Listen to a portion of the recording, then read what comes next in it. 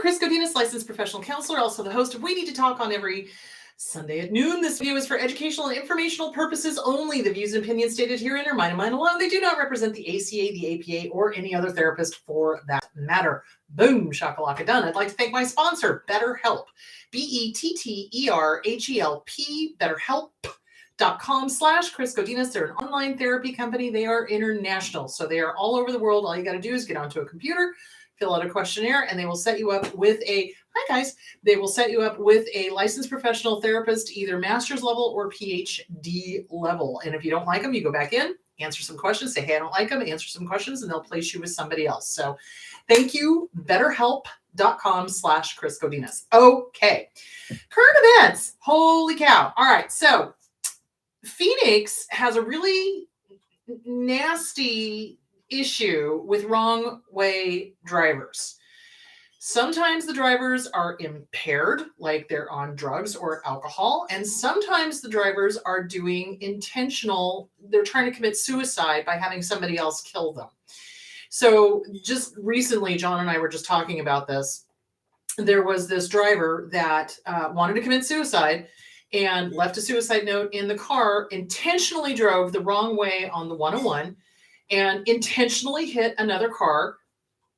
She has minor injuries. The other guy is in the hospital in critical condition. So the selfishness of that act, the selfishness of being impaired, knowing you're drunk, knowing you're on drugs, getting into a car, and then intentionally getting onto a public road and running into somebody, that's inexcusable. I'm sorry. And this happens all the time. I don't know if this happens in other major cities, but in Phoenix, there is not a month that goes by that we do not have somebody getting onto the wrong road, wrong way drivers, and either intentionally or unintentionally hitting and killing other people. It's just, So I looked up wrong way drivers because we're kind of on this topic of drama and chaos.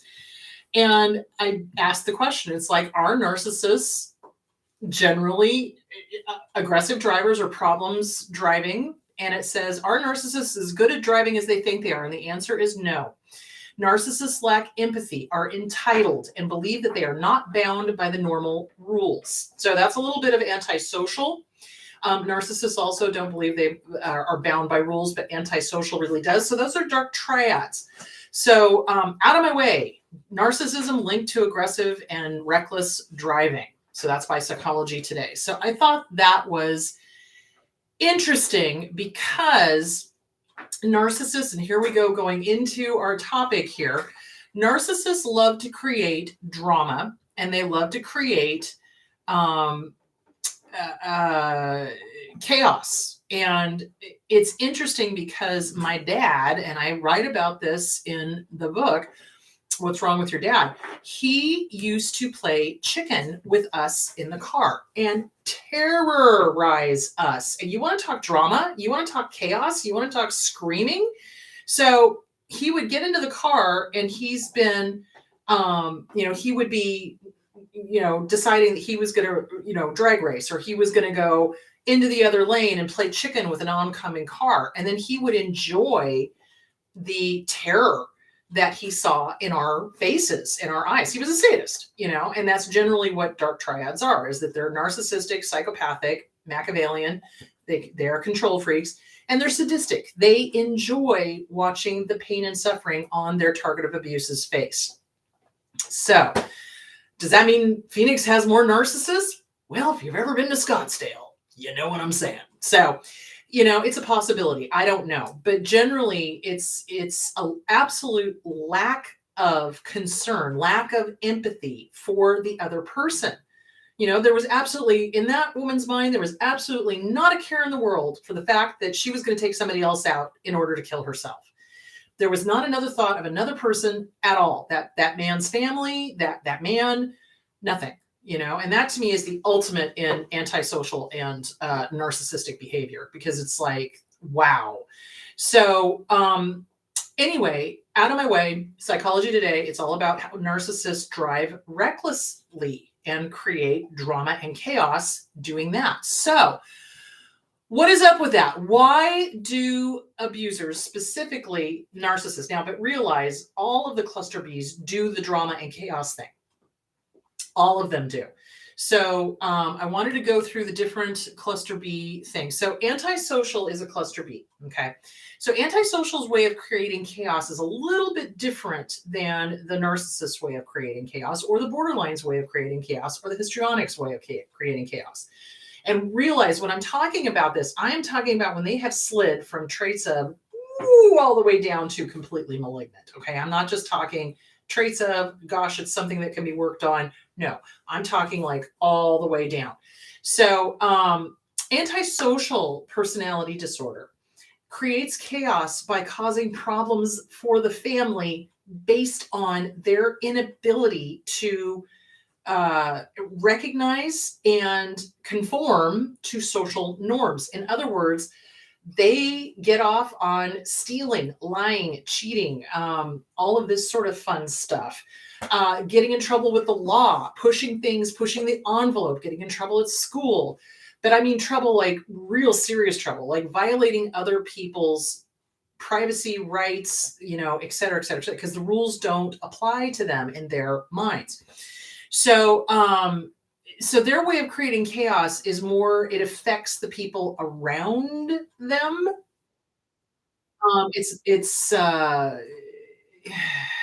It's disturbing to family members that see a antisocial child doing all of these things, arson, et cetera, et cetera, et cetera. If they're good family members, if they're not good family members, they don't care, which is another topic for another day. Oh God. Anyway, so the question, okay, so then all of these personality disorders, all of the cluster Bs tend to do chaos and drama, each in their own way, and each for a different reason. So with the antisocial, it's not so much to distract. They're not really thinking about the other family members or how this is affecting them.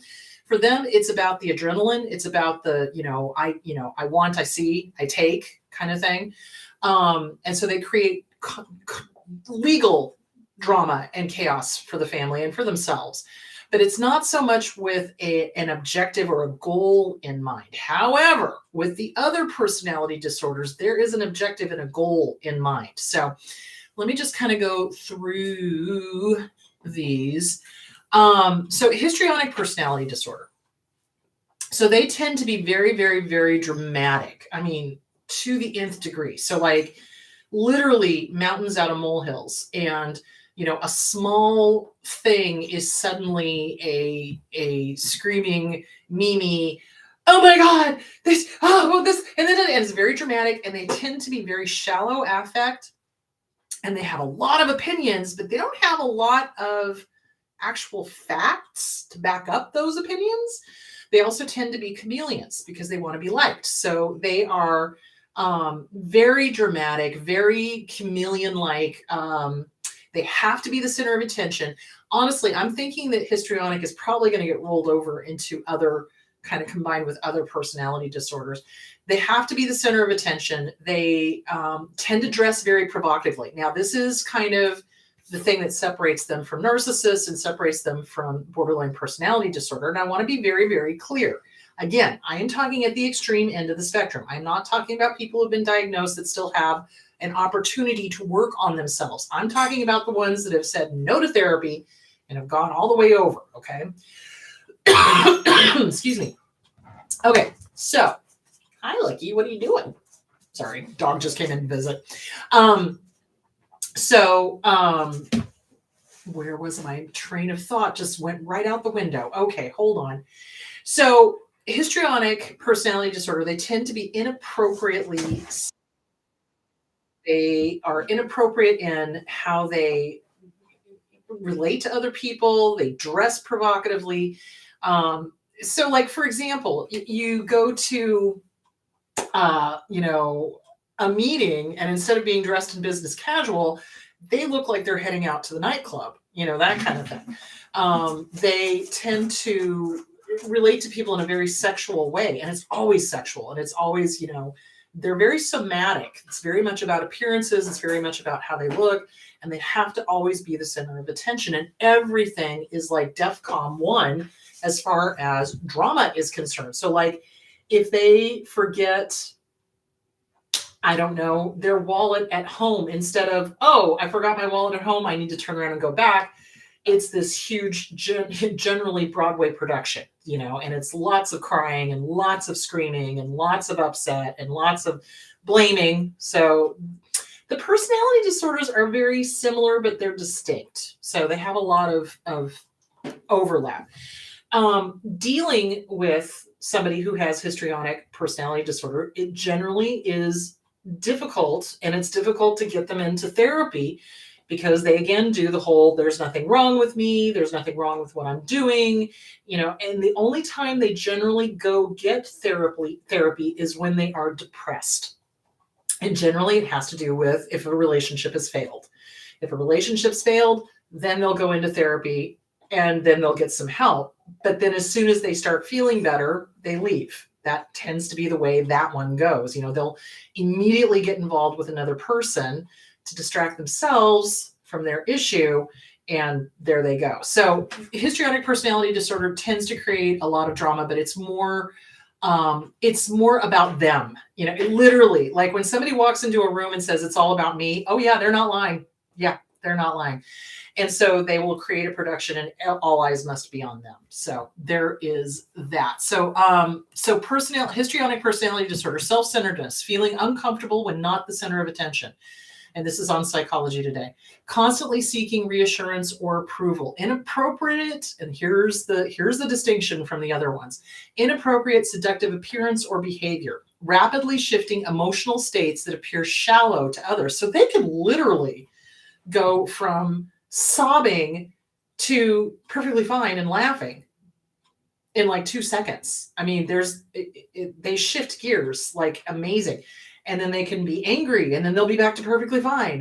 But it's all really shallow. There's no depth to it. It's like it's performative. It's like it's a show. It's like they're, showing you their emotions as opposed to having their emotions, if that makes any sort of sense. All right. Opinions are easily influenced by other people, but difficult to back up with details. Overly concerned with physical appearance, using physical appearance to draw attention to themselves, excessive dramatics with exaggerated displays of emotions. So like Broadway show, they're playing to the balcony. Tendency to believe that relationships are more intimate than they actually are. Very clingy. And they will, immediately they get into an office situation and suddenly they're best friends with everybody, and that's kind of a red flag. Highly suggestible, easily influenced by others. They lack self-awareness and have low emotional intelligence. So they don't even know who they are, let alone what other people are feeling. So, and causes, again, genetics, nurture, nature, both. Is it related to narcissism? Narcissistic personality disorder and histrionic personality disorder can sometimes overlap. These two disorders are within the cluster B group of personality disorders. People in this group suffer thinking and behavior patterns that are unpredictable or erratic. They are also engulfed in high drama that is centered on the self. Okay, so the histrionic way of doing drama, like I said, is generally more performative. It's more like they lost their purse, they lost this, something, they broke up, something happened, and it's the world is ending kind of thing. And it's, like I said, going through all the emotions, but not really feeling them. And it's very performative. So they create drama that way. Okay, so that is histrionic. So borderline personality disorder. Intense fear of abandonment, going to extreme measures to avoid real or imagined separation or rejection. A pattern of unstable, intense personal relationships, such as idealizing someone one moment and then suddenly believing that person doesn't care enough or is cruel the next. Rapid changes in self-identity and self-image that include shifting goals and values and seeing yourself as all bad or that you don't exist at all. Periods of stress-related paranoia and loss of contact with reality lasting from a few minutes to a few hours. Impulsive and risky behaviors such as gambling, reckless driving, unsafe sex, spending sprees, binge eating, and drug abuse. Or sabotaging success by suddenly quitting a good job or ending a positive relationship. Suicidal gestures or behaviors or threats, self-injury, often in response to fear of separation or rejection. So that creates a lot of drama. Wide mood swings lasting from a few hours to a few days, which can include intense happiness, irritability, shame, or anxiety. Ongoing feelings of emptiness, or sometimes described as boredom. So they're bored, which is really not really. So as soon as a client says they're bored, I'm like, no, you're not. What's really going on? Because they're either masking an uncomfortable feeling or they just don't know what they're feeling. And so they need help kind of figuring it out. So borderlines have a tendency to rage, and they have a tendency to go completely off the deep end, and they take things intensely personally. Their form of drama is different than the narcissist, different than the histrionic. So it's like, it's a lot of miscommunication, and their fear is what drives the raging and the drama and the you don't love me and the back and forth and this and that. So it's again, it's a lot of drama, and it's not stable. They're the big difference with borderline personality disorder is that it's unstable personal relationships. It's lots of enemies. They make lots of enemies. They have a tendency to come unglued over things that are not personal, but they'll take them personally. So if somebody sighs, just sighing, because humans sigh. If a dog yawns, probably I'm going to yawn. We sigh, we do things like that, but they'll assume that it's about them. Everything has to be about them, and it's about them. And so they have to go on the attack. And it's a personal attack that you sighed because their thinking is disordered. You have to understand, they don't think the way that healthy people think. They've got a very twisted way of thinking. And for them, it's like if somebody sighs, oh, they're going to abandon me. Oh, they're going to do this to me. Oh, they're going to do that to me. Well, I need to go on the attack.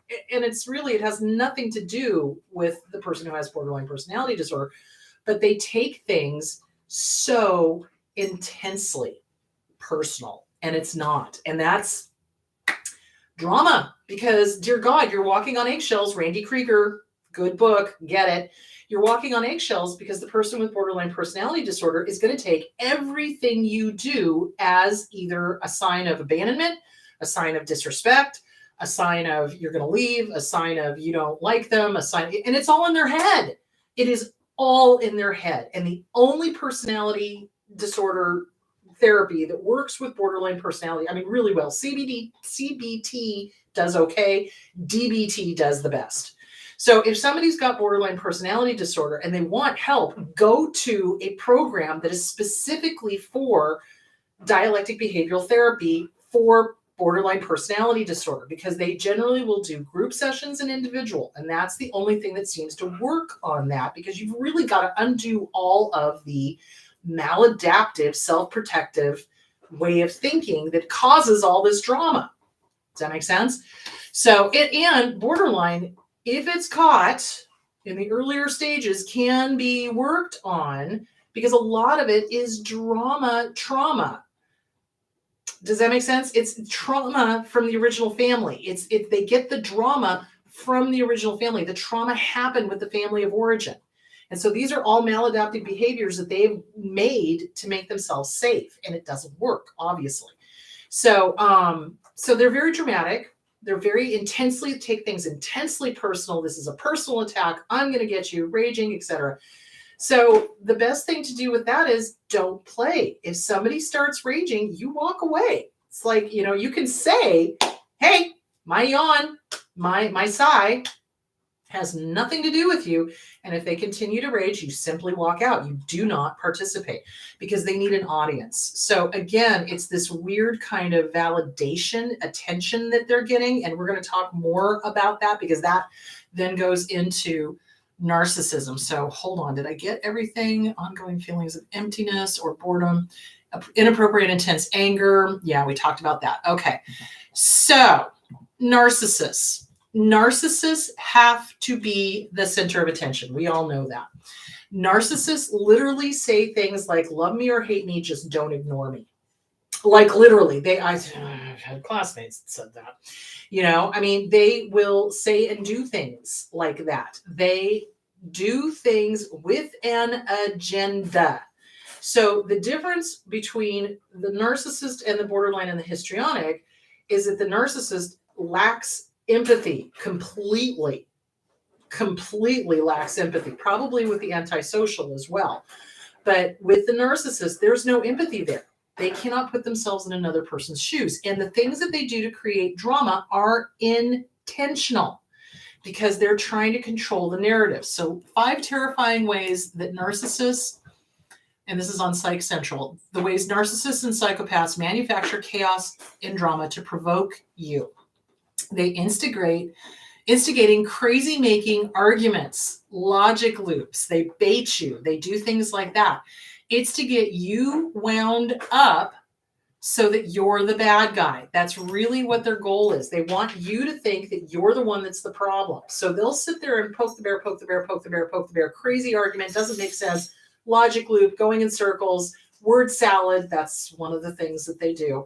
And of course, a person that doesn't understand this is trying to make sense of what they're saying and try to respond to everything that they're saying. And you can't, because half the time it doesn't make sense because they're just doing word salad. They're just like, well, will you do this and da da da da da, and then it's all of a sudden you're talking about a car. I mean, they don't make sense, and they're trying to confuse you, and they're trying to gaslight you, and they're trying to do all sorts of things to make you think that you're the problem. That is their goal with those instigating arguments that make no sense, doing the logic loops, doing the word salad, to make you doubt yourself and to drop the original issue that you wanted to bring up to them.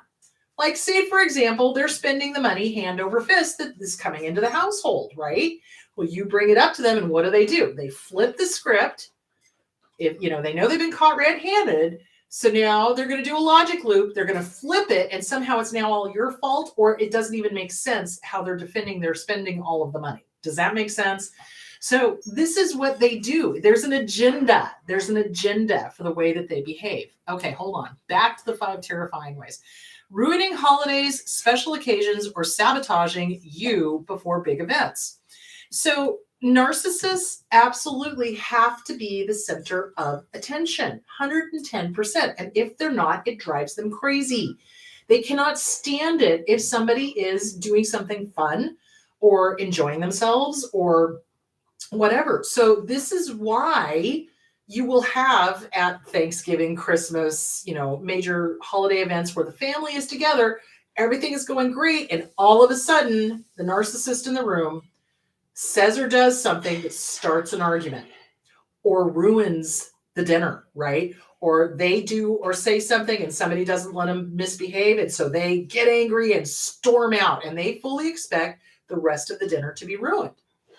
They do this because it makes them feel powerful. It is all about power and control. It's about them being right in their sick and twisted little minds. So families of origin, I can't tell you the number of holidays that were ruined by my dad because he would say or do something completely inappropriate, or he would just, I would say or do something he didn't like, and he'd just turn around and backhand me at the dinner table. And then of course I would be like, oh, hell no, and it would be ruined. It would be ruined. So they do this because it makes them feel powerful. And if you'll notice, they tend to pick on the family members that they don't think are going to fight back, or the family members that will fight back in such a way that will make them be like, oh, well, they're crazy. Oh, well, that member's crazy. Oh, well, da, da, da, da, da, da, da. So the drama is intentional. They can't stand happiness. Let me just be very clear. Narcissists cannot stand happiness. They cannot. They don't like it when other people are feeling emotions that they can't feel. It makes them angry because you have something that they don't. And because they are operating on the level of less than a 2-year-old, how dare you have something that they don't? So they're going to ruin it. They're going to ruin it. Okay, so ruining holidays, special events, or sabotaging you before important events. So I had a roommate once back in the day when I was living in LA. I had an audition coming up, and he decided that he was going to suddenly have some sort of breakdown, right? And I can't see, I'm blind. I'm like, okay, well, there's nothing that physically happened to you. There's, you need to go to a psych hospital. So I ended up driving him to a psych hospital. And then as soon as my audition was over, he was perfectly fine. And of course, I didn't get the job. So, it just things like that. It's like they do those things on purpose. They create drama right before something important to sabotage you so that you don't get the job, so that you don't go on the vacation, so that you don't whatever, because it makes them feel powerful to do that. So that instance would be called malingering. So when somebody pretends to be ill and they're not, and it's to control and manipulate, it's called malingering. So pretending to have a mental illness or physical illness in order to get the attention, that's malingering. So anyway, okay. It's not uncommon for narcissists to begin crazy making arguments right before the day of a big event or interview, to make you cry on your birthday, or to purposely forget to give you a gift on your anniversary or Christmas or birthday or whatever. They may even ruin celebrations by actively provoking you behind closed door before attending family events to make you look like the crazy one. Number 3, provoking jealousy and using love triangles to make you compete. Common with narcissists. Sleep deprivation, stonewalling and silent treatment. Okay, now let's go over to the drama triangle. Are you stuck in a narcissist drama triangle? 3 potential roles and how you can get out. So narcissists love triangles of any kind. So communication triangles, they love that. They love to be the operator. So that's another way to create drama. Well, so-and-so said such and such about you.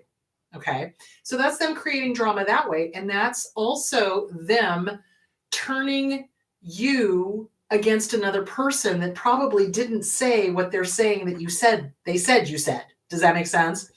So in a game of operator, the best way to stop that triangle is if the narcissist comes to you and says, so-and-so said such and such about you, great, get them on the phone. Get them on the phone. Let's clear this up right now. That's the best way to stop it. And usually they backpedal. As soon as you do that, they're like, oh, no. So, but the other triangle is the drama triangle. So the drama triangle is the persecutor, which is usually the role the narcissist takes, the victim, scapegoat, and the rescuer. So they love to set up this drama triangle. The persecutor is a role that's particularly suits the narcissist. They dominate, think they know best, and ignore other people's opinions. When things go wrong, it's because of somebody else is useless, and it's always somebody else's fault. They may bully others and become aggressive if you don't give them their way. They may use passive aggression as a means to be nasty to people. By persecuting others, the narcissist's fragile sense of identity is shored up, and their need to exert power over others is met. And they can switch between these roles. So this is a game, again, that narcissists play to keep you off-centered. So then they can flip from being the persecutor to the victim. Well, that's covert, kind of. Victims view the world as being against them. Like the persecutor, when anything goes wrong in their life, it isn't their fault. They project a helpless image to those around them and manipulate others into helping them. I call them ask holes. They are exhausting to be around. Vulnerable narcissists in particular are often play the victim, so covert. So basically it's the help me. Later, help me. They help them. 2 seconds later, help me. They're assholes. And they want you to spend all of your energy fixing them. Don't do it. They are a black hole. Seriously. You cannot fix them because you did not break them. So then the other part of the drama triangle is the rescuer. Narcissists can also be the rescuer. They may surround themselves with people who they view as weaker than they. This also meets their need to be surrounded by people who feel too threatened to offer a challenge. Rescuing people can meet their need for attention, and they look like the good guy to everyone else. Being the rescuer can also mean that they can control the person that they've rescued. This is why I say be very careful when you are working with helping professions, because my profession is filled with narcissists, literally. Like, I've seen some psychiatrists that I wanted to throat punch Nurses, doctors, you've got to be careful. If it walks like a narcissist and quacks like a narcissist and takes a dump like a narcissist, it's a freaking narcissist. I don't care if they have PhD in front of their name or behind their name or whatever. So be aware of that. So the drama triangle, and they switch between all of these different roles depending on what suits them. Now, here's the other thing I wanted to bring up. 11 reasons why narcissists create drama and chaos, and 11 reasons why narcissists love drama. And this is on inner toxic relief. They crave attention of any kind. No attention is bad attention. They need to stay in the spotlight so that they can get their narcissistic needs met, their kokanya. They get the adoration they need to feel good, but even if it's not admiration they're after, even if they're the bad guy, at least people are talking about them. And that makes them feel powerful. In their mind, others will see their superiority because they're cuckoo for Cocoa Puffs.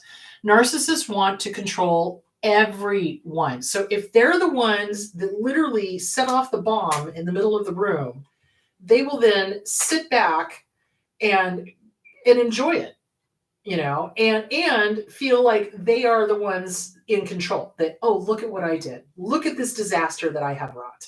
Oh, look at this wonderful arguing going on, and to them, in their heads, they're controlling the whole board. They have grandiose ideas of omnipotence. Narcissists cannot take responsibility. When they have done something wrong, you can bet your sweet bippy, they are going to do something to distract you from what they have done. So because they cannot take personal responsibility, they are going to blow something up. They're going to create an argument. They're going to do something and take your mind off of what they've done. And you have to go running around putting out all these little fires. That's another reason that narcissists create chaos and drama, is to distract. It's so that you're not paying attention. Hey, they did this. Hey, they're the ones that set off the emotional bomb in the middle of the living room. Hey, they're the ones that are, cheating, lying, stealing, et cetera, et cetera, et cetera. Narcissists believe that being complicated equals being intelligent or equals being interesting. So many narcissists, particularly grandiose narcissists, value intelligence as a sign of superiority. They also believe that a sign of intelligence is someone who is complicated or who thinks and acts in a complicated manner. So if there's an easy answer or a complicated answer, they're always going to go for the convoluted, complicated answer because they think it makes them sound more intelligent. Or if they're mysterious, a lot of the gurus, a lot of the communal narcissists do the whole, oh, I'm so mysterious, I'm so complex, I'm so, this, that, and the other thing. So, yeah. And so it's power and control, and they want to be perceived in a certain way. So they try on these different roles. Okay. Narcissists want to keep you off balance. The main reason they cause drama and chaos is because they don't want to give you too much time to think about what they are saying or doing.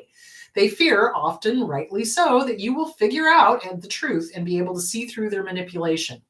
If that happens, one of their sources of narcissistic supply is in danger, and you might expose the ugly truth about their true nature. So they keep you off balance. That's why they do the drama. If you're constantly, trying to stay out of trouble and trying not to get hit by dad or trying not to be screamed at by mom, you're not going to have time to sit down and go, wait a minute, you know what? None of this is normal. What? Do you see where I'm going with that? So that's why they do. That's why the parents do that. So really quickly, and we will get to questions. What ends up happening is, narcissists don't care about your plans, especially if you made them. They will intentionally blow them up. Narcissists always have a hidden agenda to manipulate, to control, to be in power, to make you feel less than. They absolutely will not go with the flow. If you've created something or you want to go do something, they'll throw a monkey wrench into the plan every time because it makes them feel superior to upset plans at the last minute, and they don't care about the drama and upset that it creates. Narcissists get bored, and so it pleases them. They're sadistic to watch people be unhappy. They switch roles in the drama triangle, and they have to win. So, unfortunately, when we are raised in a family of origin where there is just drama, drama, drama, drama, drama, drama, chaos, chaos, chaos, chaos, chaos, we come out of that, and to us, that was normalized. So, drama and chaos feel normal to us, and peace and serenity feels scary. So, that is a side effect of coming out of a family of origin that was drama and chaos, is that we come out of it and it's peaceful and quiet, and we go, oh, how can I screw this up? How can I get some excitement? How can I, oh, this is boring. We tell ourselves that because they told us that. So, oh, this is boring. Peace and quiet is boring. Or, ooh, this feels scary. I don't like it. I don't feel safe. Well, it's because we were used to the drama and the chaos that was going on in the family of origin, which then sets us up for, if we do not go get help and do not read all of the books, sets us up for dating or marrying an abuser because it feels familiar. The chaos feels familiar. The drama. Oh, does he love me? Does he hate me? Does she love me? Does she hate me? Oh my gosh, the intermittent positive rewards. All of that is drama. And that sets us up because it feels familiar. And we're attracted to that because it feels familiar. That's why it's so vital to get with a damn good trauma therapist. I don't care where you get them from, just get one. And start working CPTSD from Surviving to Thriving by Pete Walker. The Disease to Please, which works on codependency. The Disease to Please by Harriet Breaker, because you want to break that drama triangle. The Self-Esteem Workbook by Glenda Schiraldi. So you want to get to the point where you know yourself inside and out, and nobody can tell you who you are. You know who you are, because remember, narcissists love to tell you who you are and what you like. So start working those books. Get with a good trauma therapist. Work on yourself and work on, gee, this feels really familiar. Is that a good thing or a bad thing? Do you see where I'm going with that? Because we tend to go, oh, it feels familiar, it must be good. Okay, if you were raised in a healthy family, yeah, that would be okay. But being raised by a narcissist or a borderline histrionic, and there was lots of drama, lots of chaos, lots of crying, lots of anger, lots of this, lots of that, lots of distraction, that familiarity is not necessarily a good thing. You really want to take a look at what you're attracted to if it's based on, ooh, this feels familiar. So that's why it's really important. Get with a good trauma therapist. Start working on this stuff. Okay, I think we're going to dive into the questions now. So to wrap it up in a nice little bow. So basically the cluster Bs are really adept at creating chaos and drama. And there's a reason for it. And each one of the reasoning is a little different. The antisocial, they break all the rules, break their family's hearts, et cetera, et cetera, et cetera. It's histrionic. It's a lot of superficial feelings, lots of performative kind of thing. Look at me, inappropriate coming on to people, inappropriate dressing, etc. Borderline personality disorder, the fear of being abandoned, taking things intensely personally, deciding that that's the reason, and then they just come unglued. Narcissists, though, it's to distract. They want you to not figure out that they are the problem.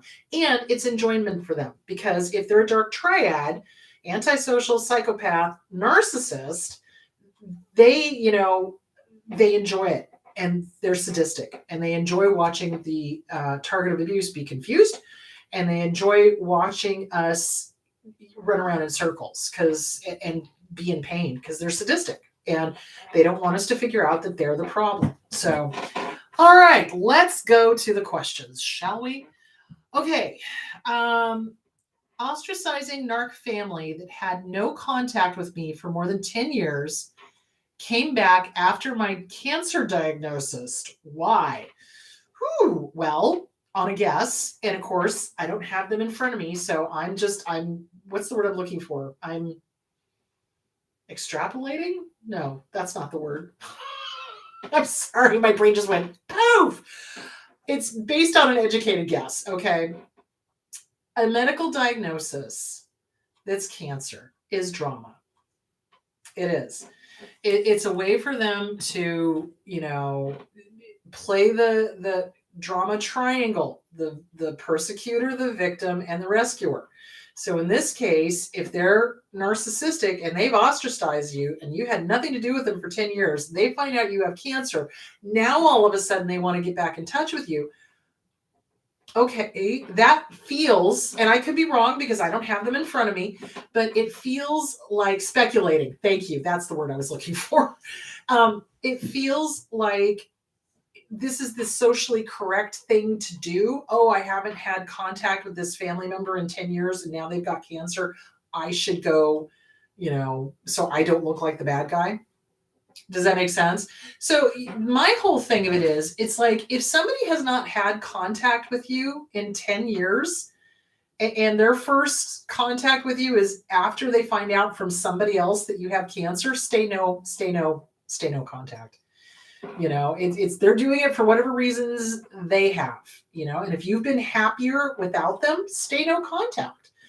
I would be very cautious about getting back into touch with them. And usually it's, again, narcissists, psychopaths, whatever, they dark triads, they love to give the appearance of being this, loving communal narcissist. They love to do this. Oh, I'm such a loving, kind family member. Oh, look, I'm caring for this family member that has a medical issue. Look at me, look at me, look at me is basically what it is. So, I would be very, very cautious. So usually, if somebody really is a narcissist, if they are abusive, there is nothing that they do that does not have some sort of agenda for them. How is this going to benefit them? That would be the question to ask yourself. How is that going to benefit them? Because it's certainly not going to benefit you. If you've been, away from them for 10 years and perfectly happy, and they're suddenly like, oh no, I need to be in your life because now you've got cancer. How's this going to benefit them? That's the question you need to ask yourself. So it's always an agenda. It's always with some reason. There's some reason they're doing it. And it's usually to benefit themselves somehow. Do narcissists think in a chaotic way? They seem to tell stories in a very disjointed way, like they're filling in the gaps with things they made up themselves and insist it's the truth. Oh boy. Okay. So narcissists do not feel the way we do. Okay. They do not have the empathy that we have. So when we're telling a story, we're telling a story with like full gusto, right? Narcissists tend to lie for the sake of lying, especially if they are dark triads, because they enjoy it, because they want to see what they can get away with. Seriously, like if they've got that antisocial psychopathic thing going on, they want to see what they can get away with. And I think I talked a few weeks ago about pathological lying. It's not in the DSM-5. It should be, but it's when they lie and they know they're lying, but they will swear on a Bible that it's the God's truth, what they're saying. And they convince themselves that what they're saying is the truth. So,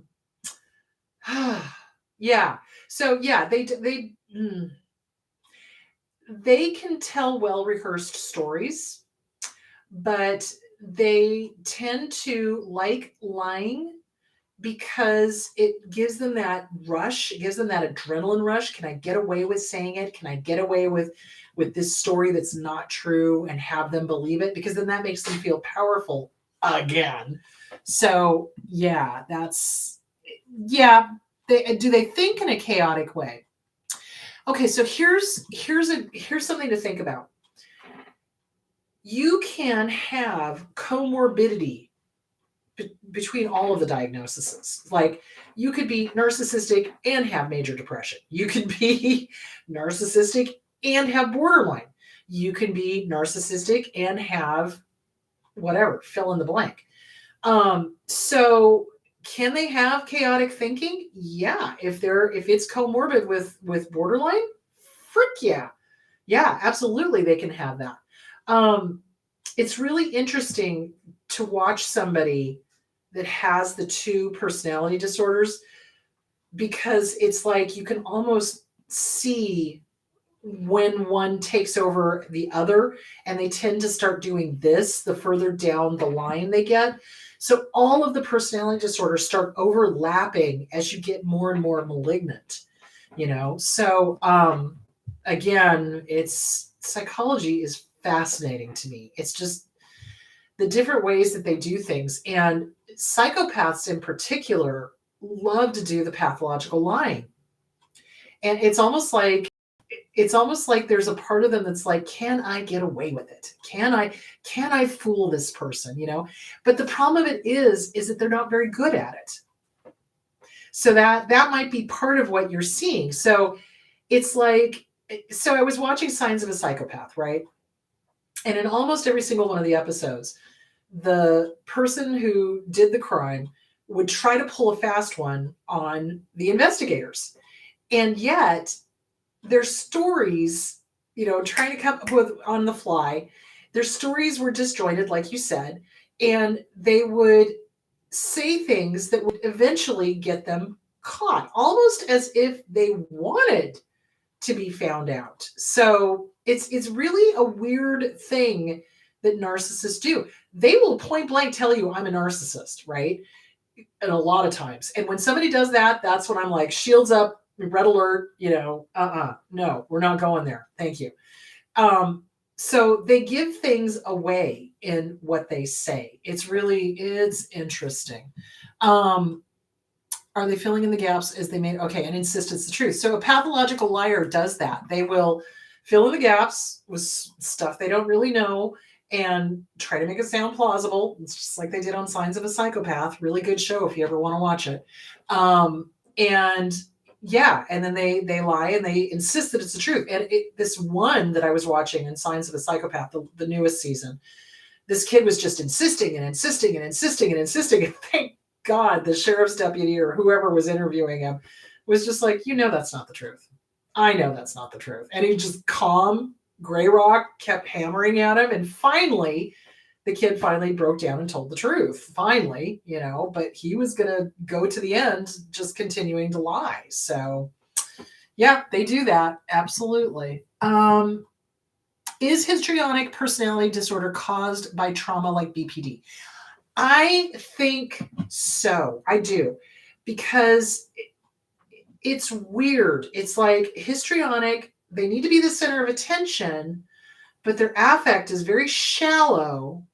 And it's a lot of sexual stuff. It's a lot of dressing provocatively and being overly dramatic. I mean, like, seriously, like a Broadway show, but they're playing to the top pier of the balcony, that kind of thing. I think it is. I do think it in part is caused by trauma. So again, it's like nature, nurture. Is there a predisposition to this? Yeah, I think there is. I think there is a predisposition to personality disorders. Nurture then either pushes you over the cliff or holds you back from the cliff. So yeah, I do think it is caused by trauma. And I do think that getting with a good DBT therapist can help. I really do. If they're willing to go to therapy, that's part of the problem. So again, there's this little bit of narcissism also kind of in there where they're like, oh, there's nothing wrong with me. So that's why I'm saying I'm not so sure that histrionic is going to forever be its own diagnosis because it's very overlapped with narcissism. It really is. There's a lot of narcissistic traits in histrionic. So yeah, there that is. Okay. Could you explain withholding, physical or mentally? I mean, withholding of financial support, intimacy, physical, intellectual, emotional, social, spiritual. Emotional abandonment happens when I'm upset or excited. They shut me down as they aren't capable of sitting without being the center of attention. Okay, so and I'm assuming you're talking about parents. And this is true for parents or for romantic partners. Abusive parents, abusive romantic partners do not feel the way that we feel. They don't process emotions. When we feel it. We're empathic. We can put ourselves in somebody else's shoes. When we're joyful, we're joyful. When we're sad, we are truly sad. When we're angry, oh boy, we're angry. They don't feel those emotions the same way we do. So when somebody is having an emotion, happy, sad, angry, whatever, they will shut them down. They will shut them down. I cannot tell you the number of times I've talked to adult children of narcissists, of borderlines, etc., that would tell me that when they were growing up and would have an emotion, the parents would either be oddly like angry at them for having an emotion or just not care. So like something happened that was good and the kid's excited about it and the mom's like, yeah, whatever. What? No. You want to talk to that kid and be like, hey, good for you. That's great. Tell me more, right? But a narcissistic parent, a borderline parent, if they're malignant, they're going to be like, I don't care, kid, whatever. Go away, kid, you bother me, kind of thing. Or they'll be angry at the child for being too happy. I've seen that. That was their excuse for punishing them, for abusing them. They'll be angry at them for being angry. I'll give you something to be angry. Oh, you think you're angry? I'll give you something to be angry about. Or the kid is crying. Oh, I'll give you something to cry because they can't feel. They don't have empathy. Hold on. So a normal parent, when a child is having an emotion, you engage with them. Oh, honey, I'm sorry you're sad. What's happening? What are you sad about? How can I help? That kind of thing. Or you're angry. I hear that you're angry. What happened? Tell me more. It's like you engage with them. You don't shut them down. You don't shut them off. You don't shove them to the side. You don't, but personality disordered parents don't understand the emotion. They can't feel it themselves. They can't understand why you're feeling it, and that pisses them off. So they're going to shut you down because it makes them uncomfortable. Or, yeah, you're the center of attention. You're having this emotion, and boy, howdy, they're going to shut you down because they need to be the center of attention. That's what they do because they're disordered. That is not a normal parent. That is not a normal romantic partner. A normal romantic partner, again, will engage and ask questions and, do you need anything? Can I do anything? That kind of thing. So there is that. Okay, let me see if I answered this question. So withholding is also called stonewalling. So stonewalling is where the abuser just won't talk to you. I'm not going to talk to you. You don't exist. And then they ignore you for literally sometimes months until they finally deign to talk to you again. And then you're expected to be oh so grateful because they're showering you with attention. So stonewalling is a way to inflict hurt. And they've shown in multiple studies that when somebody is shunned, it lights up the same pain centers in the brain as physical pain. It is physically painful to be shunned, to be stonewalled. So they do this to manipulate, to control, and to put you back in your place. So if they want to make sure that you're towing the line, they'll do the stonewalling, they'll do the shunning, so that you're feeling pain and you're begging for their attention. And of course, they're not going to give it to you until they feel like they are ready. And then they'll give it to you. And then you're expected to be extremely grateful for that. So it's a manipulation. It's a control. It's a punishment. It's a way to make you compliant, basically, because then you live in fear of being shunned again. So, what can I do? What can I do to keep from being shunned? That kind of thing. So yeah, I hope that answered the question. Are narcissists addicted to negativity? They can be. Yeah, absolutely. They keep creating all these bad events, drama, and seem to revel in them. Yes. And that's partly because of the drama triangle. So the victim, all these bad things are happening. Oh, it's happening. And I had nothing to do with it. Why does this always happen to me? Blah, blah, blah, blah, blah. That is what they tend to do. So they revel in the negative stuff because they can't feel the good stuff. So for example,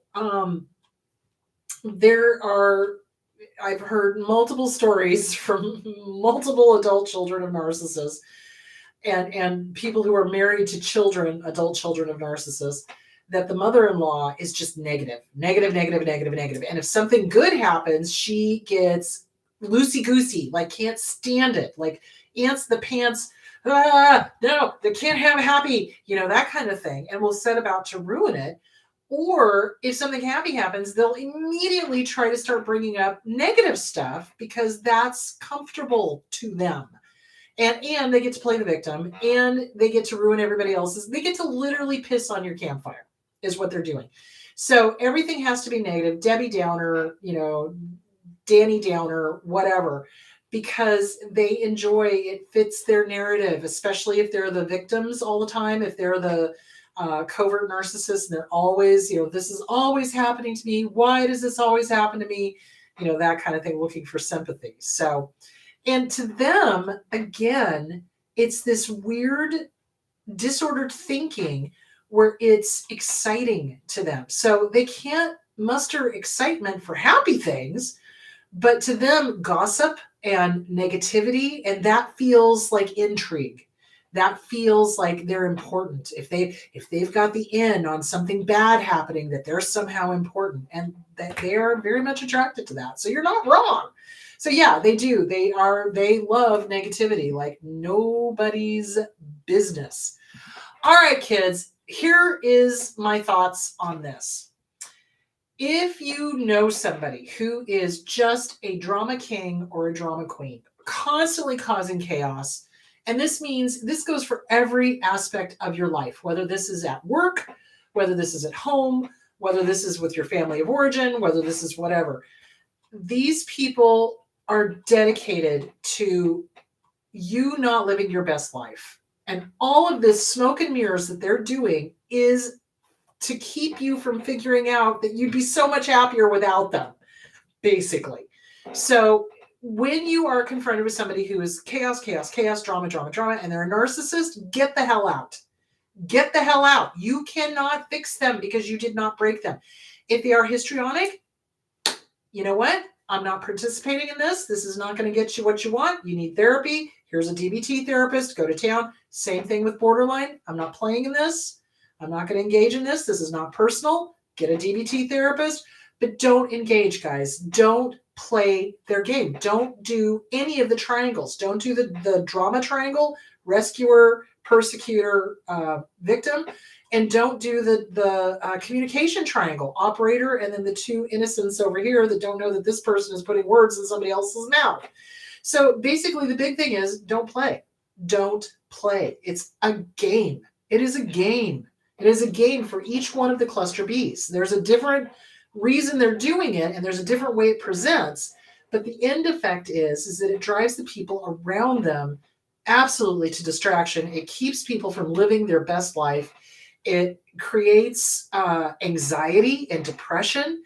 And this person is not going to change. If they're willing to, if the histrionic and the borderline are willing to go get help, huzzah, that's great. Narcissists don't. They'll say they'll go get help. They'll say they're going to change. They'll go 3 times and then they'll stop and declare the therapist incompetent. So narcissists do this to take the pressure off of them. They don't want us to figure out that they are the problem.